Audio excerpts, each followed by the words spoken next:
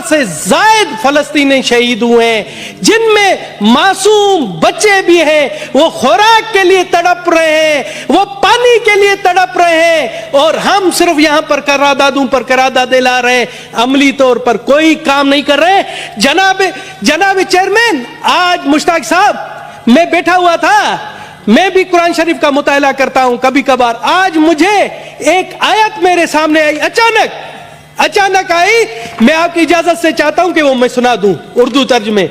जनाब आला सूरा नंबर 4 आयत नंबर 75, वहां कहता है, और ए मुसलमानों, तुम्हारे पास क्या जवाज है कि अल्लाह के रास्ते में और इन बेबस मर्दों, औरतों और बच्चों की खातिर ना लड़ो, जो ये दुआ कर रहे हैं कि हमारे परवरदिगार हमें इस बस्ती से निकाल आइए जिसके बाशिंदे जुल्म तोड़ रहे हैं, और हमारे लिए अपनी तरफ से कोई हामी पैदा कर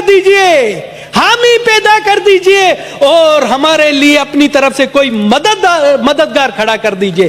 सर, गैर मुस्लिम होकर मुझे जब यह आयत आती है, मुझे शर्म आ रही है कि हम यहां पर सिर्फ करारदादेज एयर कंडीशन माहौल में, गर्म माहौल में बैठकर कर रहे हैं, कुछ अमली तौर पर कोई काम नहीं कर रहे। ये आयत है। और मुझे किसी आलिम ने कहा कि इस्लाम में है कि अगर कहीं जुल्म हो रहा है तो उस जुल्म के खिलाफ आप लड़ो। आप लड़ नहीं सकते हो तो उसके खिलाफ बोलो, आप बोले नहीं सकते हो तो उसके खिलाफ दिल में मजम्मत करो। तो क्या है, कहां पर है वो चीजें? मुझे बताएं, वहां पर कहां पर ये चीजें? सर, वहां पर मुसलमान नहीं मर रहे हैं, वहां पर मुसलमान शहीद नहीं हो रहे, ये इंसानियत का कत्ल हो रहा है। इंसानियत शर्मा रही है। हमसे तो आप कहते हैं आप लोग काफिर हैं, हमसे तो वो काफिर मुल्कों के लोग अच्छे हैं, जहां पर डेली फलस्तीन की हिमायत में मुजाहरे हो रहे हैं, डेली उनके हक में मुजाहरे हो रहे हैं।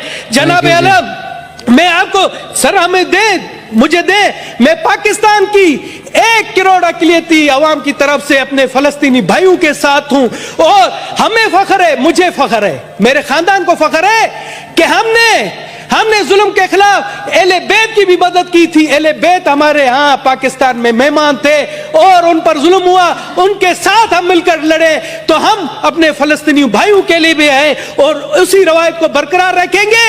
यहाँ पर आप आए, सबसे पहले हम कोशिश करें कि जंग बंदी हो, वहां ये जो मासूमों का कत्ल है वो रुके, उसके लिए अमली इकदाम उठाएं। आप मुझे कहें, वक्त बनाएं, हम दुनिया में जाते हैं, दुनिया को कहते हैं कि जी वहां पर सबसे पहला काम कर दीजिए, खुदारा वहां जंग बंदी करा दीजिए। दूसरी तजवीज है कि वहां फलस्तीन के अवाम को, पाकिस्तान के वहां से 4 जहाज तो गए, मगर मैं कहता हूं कि इस ऐवान